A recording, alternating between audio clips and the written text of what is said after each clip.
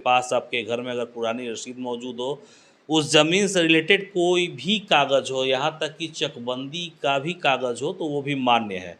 तो बिहार सरकार द्वारा 16 अगस्त से शुरू किए गए राजस्व अभियान को चलते आज 14 से 15 दिन बीत चुके हैं।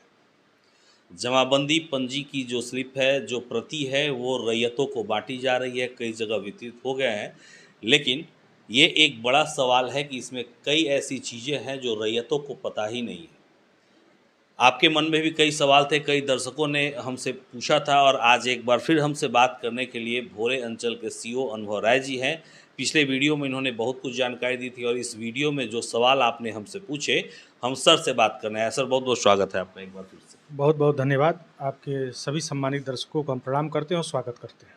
सर, ये जो अभियान चल रहा है राजस्व अभियान, इसको चलते 14-15 दिन हो गए। हम देख पा रहे हैं कि युद्ध स्तर पे कर्मी लगे हैं, रैयतों के घर घर जाकर कागज़ पहुंचाया जा रहा है।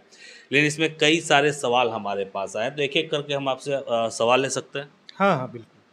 तो सर, पहला सवाल ये है कि जो जमाबंदी पंजी जैसे मिल गया, मिलने के बाद जो कॉलम्स हैं वो कैसे कोई भरेगा? मान लीजिए हमको पता नहीं है, हम रैयत हैं, पढ़ा लिखा लोग नहीं है, तो वो कैसे भर पाएगा? इसको आप बता दीजिएगा कैमरे पर ही। हाँ, इसको हम बता देते हैं। हम आपको एक डेमो भी दिखा देंगे, लेकिन उससे पहले हम ये बात बता दें कि 31 अगस्त तक, मतलब कल तक, अभी तक हमारी 90% डिस्ट्रीब्यूशन हो चुका है और कल तक मोस्ट प्रोबेबली 2-3% और बढ़ जाएगा और 6-7% नहीं बढ़ पाएगा, क्योंकि लोग यहाँ हैं नहीं, कोई बाहर है तो नहीं आ पाया।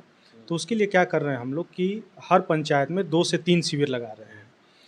तो जो बीच का 1-2 दिन का गैप है, उसमें हम स्वयं, हमारे सभी राजस्व कर्मचारी अपने अपने पंचायत में जाएंगे और वहाँ पे किसी पंचायत भवन पे एकत्रित होकर लोगों को समझाएंगे भी कि आपको फॉर्म कैसे भरना है। तो ये तो हो गया कि एक समझाने वाली प्रक्रिया। उसके बाद जब हम कैंप लगाएंगे तो इसीलिए हर हल्का में 2 से 3 शिविर का आयोजन किया गया है कि पहले दिन हो सकता है जो रैयत आए वो भर के फॉर्म ना आए या उनको ना समझ में आए कि कैसे भरना है।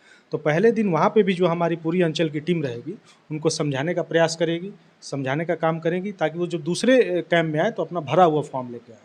और कहीं कहीं जो बड़ा पंचायत है वहाँ हम 3 कैंप भी लगाएंगे। एक वैशाली से सर एक दर्शक ने सवाल किया है। उनका कहना है कि उनके पास जो है पुरानी रसीद है, कटी हुई है, लेकिन जो डिजिटल जमाबंदी है वो उनके पास कोई प्रति नहीं आई है और नहीं अगर वो सर्च कर रहे हैं तो वो जमाबंदी दिख रही है। तो ऐसी परिस्थिति में वो घबराए हुए हैं कि उनकी ज़मीन रहेगी या चली जाएगी। नहीं, उनको घबराने की कोई ज़रूरत नहीं है। उनका सिंपल सा इशू है कि उनकी जमाबंदी तो ऑफलाइन में चल रही है, माने मूल पंजी में चल रही है, पंजी 2 जिसको बोला जाता है, लेकिन वो जमाबंदी डिजिटाइज़ नहीं हुई है। जो 2017 में डिजिटाइजेशन की प्रक्रिया शुरू हुई तो उनका जमाबंदी ऑनलाइन है, वो तो इस समय वो ऑनलाइन रसीद नहीं कटा पा रहे हैं। तो इसमें उनको क्या करना है कि ऑब्वियसली बात है, जब उनकी जमाबंदी चल नहीं रही तो उनको मिली नहीं होगी, वितरण में उनको मिला नहीं होगा। लेकिन वो उनके पास जो भी अपना साक्ष्य है, हो सकता है कि हाथ से कटा हुआ रसीद हो, केवाला का पुराना कागज़ हो, तो इसको वो लेके जहाँ वो शिविर चल रही वहाँ जाएंगे।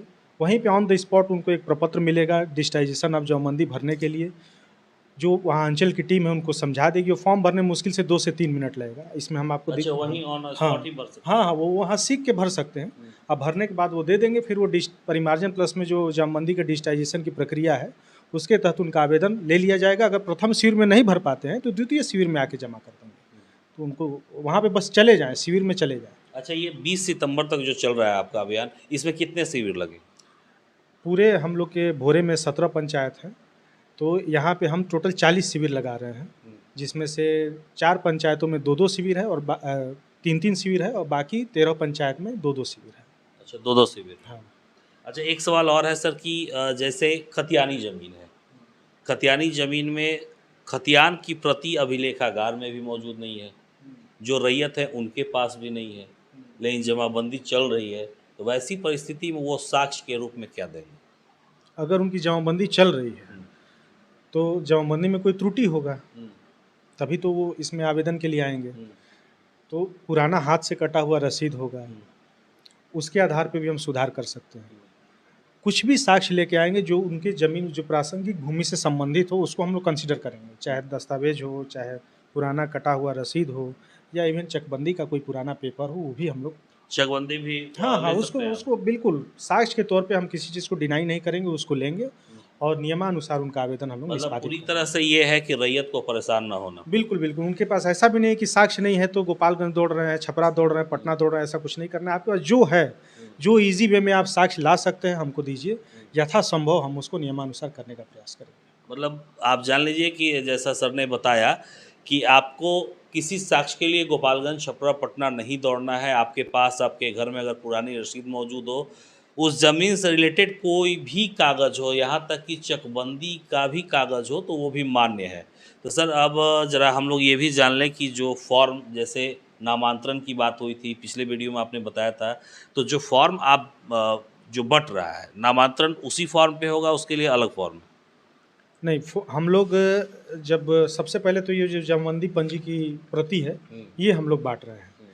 इसमें आप देखेंगे कि एक कॉलम बना हुआ है कि अगर कोई खाता खेसरा छूट गया हो तो उसको यहाँ भरें। तो हर जो रैयत है वो इस फॉर्म को देखेंगे, उनके घर ये फॉर्म पहुँच चुका है तो उसको ये देखेंगे। जैसे कोई रामवृक्ष सिंह है तो देखेंगे कि नाम सही है, तो कोई बात नहीं, नाम में सुधार नहीं करना है। खाता नंबर 16 लिखा है, अगर गलती से उनका मान लीजिए 16 की जगह 18 चढ़ गया होता है तो उसका कोई साक्ष्य देंगे, तो उसको 18 को 16 कर दिया जाता है। खेसरा यहाँ 25 लिखा है, हो सकता है उनका कोई और भी खेसरा 25 के अलावा सपोज़ करिए 30 खेसरा नंबर भी हो, तो उसका वो कोई साक्ष्य देंगे और उसको यहाँ लिखेंगे। अगर कोई खेसरा छूट गया हो तो अच्छा, यहाँ उसको भरें। यहाँ नीचे लिखें। हाँ, वो नीचे लिख देंगे। उसमें सपोज़ करिए कि ये 16 के अलावा उनका एक खाता नंबर 18 भी था और खेसरा एक 25 के अलावा 26 भी था, तो यहाँ 18 लिख देंगे, यहाँ 26 लिख देंगे। उस खेसरा में कितना रकबा है उनको पता होगा, उनके यहाँ रसीद लिख देंगे। उनको यहाँ लिख देंगे। और आसपास के जो चौहद्दी है, जो ऐसा नहीं वर्तमान में कि है। हाँ, हाँ, वो अपने आप से उत्तर दक्षिण अपना चौहद्दी लिख के लाएँ, उसको हम लोग कंसिडर करेंगे। अच्छा, ये हो गया।